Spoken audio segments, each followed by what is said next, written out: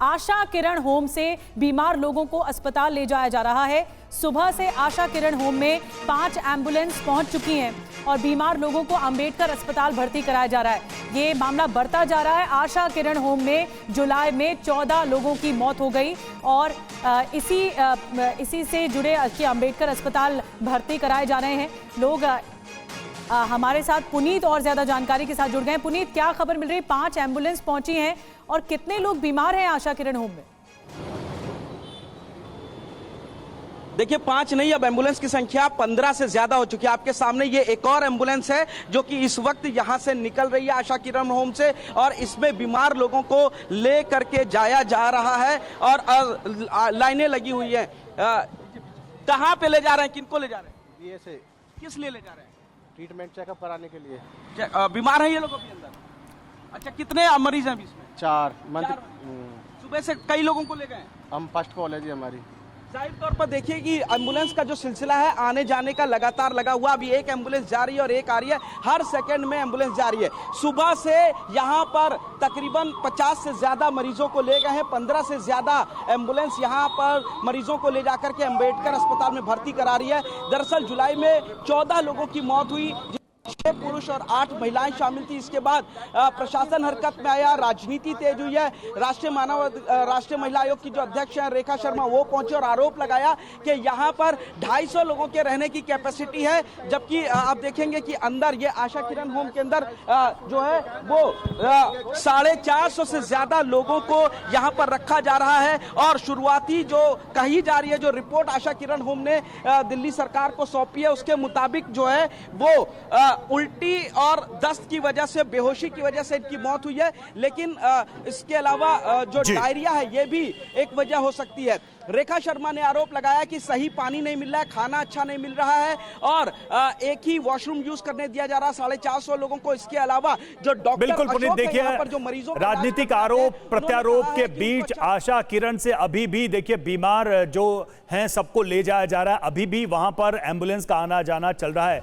राजकुमार आनंद जी, एक चीज हम आपसे पूछना चाहेंगे इस बारे में कि हमने देश में उदाहरण देखे हैं कि जब मुख्यमंत्रियों पे आरोप लगे, जब जेल गए तो उन्होंने इस्तीफा दिया, किसी और को राज्य चलाने की जिम्मेदारी तब तक दी जब तक वो बाहर नहीं आए। हम लालू यादव का एग्जाम्पल ले सकते हैं। अभी रिसेंटली अगर देखें झारखंड में हमने एग्जाम्पल दिया। दिल्ली सरकार के मुख्यमंत्री की इतनी क्या मजबूरी है कि वो जेल में रहकर ही मुख्यमंत्री के तौर पर सरकार चलाना चाहते हैं? क्या ये आपको लगता है कि बेहतर होता कि कोई और जिम्मेदारी संभालता जो बाहर है, और ये सारी जो व्यवस्था हो रही है उसमें मैक्सिमम मुख्यमंत्री पार्टिसिपेट करता, मैक्सिमम उसको लीड करता, जो कुछ भी इस वक्त दिल्ली में समस्याएं हैं? आपको लगता है कि ये विकल्प है? और अगर ऐसा नहीं हो रहा तो क्यों नहीं हो रहा है? अरविंद केजरीवाल के सामने डर है, कोई दिक्कत है, कोई चुनौती है? वो तो ईमानदार व्यक्ति हैं।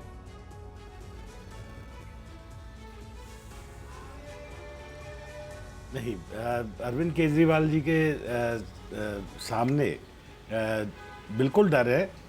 रहस्य बना हुआ है कि आखिर वो क्यों मुख्यमंत्री की कुर्सी से जेल में रह के भी चिपके रहना चाहते हैं, जबकि वो कुछ नहीं कर सकते दिल्ली के लिए।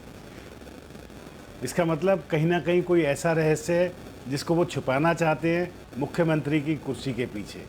अदरवाइज जितने भी आज तक नहीं, आप ही बताइए, आप तो सरकार में रहे, उनके सहयोगी रहे, आप तो भली भांति जानते होंगे उनकी हर कार्यप्रणाली को। आप बेहतर बता पाएंगे कि ऐसा क्या डर है? अब जो रहस्य है वो तो नया हो सकता है, बहुत सारी बातें हो सकती हैं, मेरे बात के हो सकते हैं, लेकिन फिलहाल ऐसा लगता है कि कुछ ना कुछ रहस्य ऐसा है जिसकी वजह से वो नहीं फेस करना चाहते और नहीं आना चाहते। बट रही बात जो आम आदमी पार्टी के जो भारद्वाज जी ने एक बात कही कि भाजपा लाशों के ऊपर राजनीति करती है, तो मुझे बहुत घिन आई इस शब्द पे। तो मैं कोट करना चाहता हूँ, उस टाइम भी मैंने आपको नोट किया था कि अगर ये आम आदमी पार्टी आज उन बच्चों को, उन नौजवानों को जो देश का भविष्य हैं, उनको लाश कहती है, तो आप देखिए इनका गवर्नेंस मॉडल क्या है। क्या एमसीडी का गवर्नेंस मॉडल है, क्या दिल्ली सरकार का गवर्नेंस मॉडल है कि हम उन 25-25 साल के नौजवानों को जो देश का भविष्य थे, जो आईएएस बनने की बिल्कुल कगार पे थे, उनको हम लाश कह देते हैं और अपनी जान छुड़ा लेते हैं। रही बात कि जब भी हम तथ्यों पर बात करने की बात करते हैं, मैं तथ्यों पर बात करने की बात करता हूं, तो कहते हैं एलजी साहब फाइल नहीं रोकते। मैं दोबारा ये प्रश्न उठा रहा हूं कि मामूर पुल की जो इसका आशा किरण का कंजेशन रोकने के लिए नई बिल्डिंग बनाने का जो काम था, मुझे बताया जाए कि एलजी साहब ने कब मना किया, या एलजी साहब के पास किसी ने वो फाइल भेजी भी हो। हमारे दफ्तर से, हमारी मिनिस्ट्री से वो फाइल माननीय आतिशी मारलेना जी के यहाँ जा चुकी है, और इस बात को भी करीब करीब 8 महीने हो गए।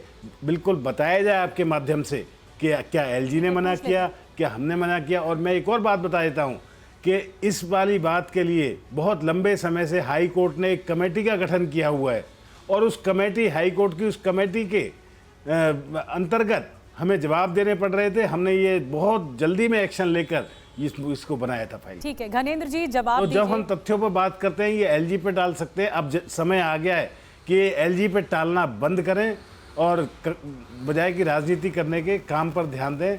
काम के लिए ही इन लोगों को चुना है, अरविंद केजरीवाल जी की सरकार को चुना है। पिछले दिनों मैंने दलितों की बात पर इस्तीफा दिया था। दलितों के हजारों करोड़ रुपए के फंड में घोटाला हुआ है, डाइवर्ट किया गया है वो पैसा। उसका आज तक जवाब देते ना कि साहब वो एलजी साहब ने मना कर दिया था। कोई जवाब, तथ्यों पर जब भी बात करते हैं तो आम आदमी पार्टी की तरफ से कोई जवाब ही नहीं आता।